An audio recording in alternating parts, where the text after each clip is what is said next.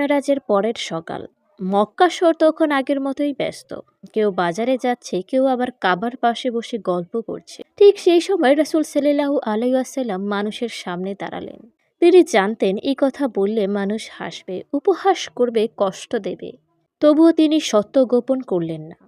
সহিহ হাদিসে এসেছে তিনি কুরাইশদের সামনে ইসরা ও মেরাজের ঘটনায় স্পষ্টভাবে বর্ণনা করলেন।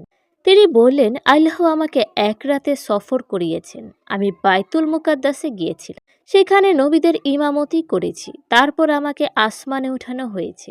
এই কথা শোনার সাথে সাথেই কুরাইশদের মধ্যে এক অদ্ভুত প্রতিক্রিয়া দেখা দিল।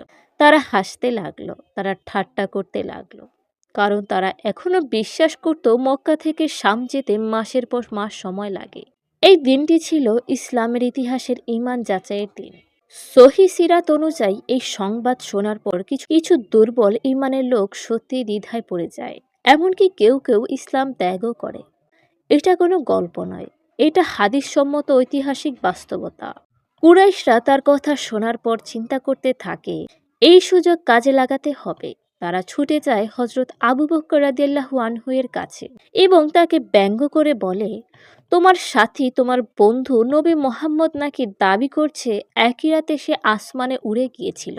এই হাদিস অনুযায়ী আবু বকর রাদিয়াল্লাহু একটু দ্বিধা করেননি।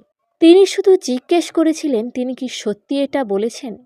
যখন বলা হলো হ্যাঁ, তিনি সঙ্গে সঙ্গে বললেন, যদি তিনি বলে থাকেন তাহলে আমি তা বিশ্বাস করি। তিনি আরও বললেন, আমি তাকে এর থেকেও বড় বিশ্বাস করি যে তার কাছে আসমান থেকে ওহী আসে।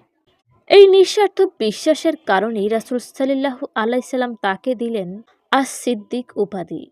এটি কোনো মানুষের দেওয়া উপাধি নয়, এটি নবীর স্বীকৃতি।